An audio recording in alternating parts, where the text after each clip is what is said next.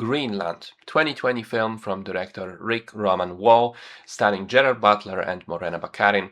It's a disaster movie where a comet comes dangerously close to Earth, begins breaking up and smashing into the planet, causing various small to medium catastrophes, with the biggest piece projected to hit in 48 hours and end civilization.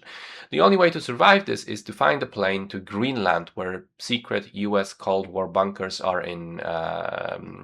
built in the hopes of surviving there, which is what Gerard Butler and his family are desperately trying to do in the movie.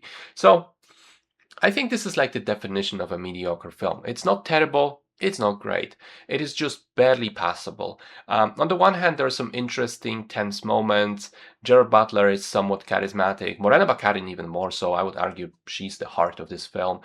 I think it manages to strike some poignant notes towards the end with the conversation about life flashing before your eyes before death, leading into one of the final scenes in the bunker, which, in my opinion, should have been the end scene.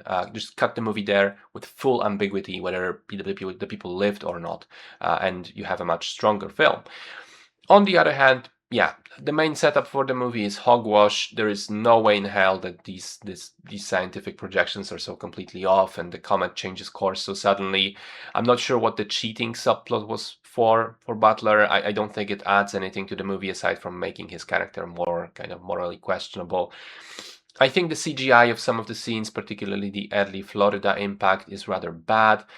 And I think it drags in the middle. Essentially, it opens with a comet, it ends with a comet, but the middle part is kind of just boring, driving around the US, getting split up and then connecting back together again. The whole detour at the father's house and how long it takes for the characters to meet there, when we already know they are going to meet there, is stretched out. In my opinion, the movie didn't need to be 2 hours long. You can easily cut like 20 minutes.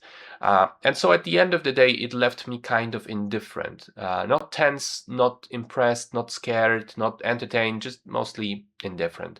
I've seen better, more bombastic disaster movies, and this was rather middling.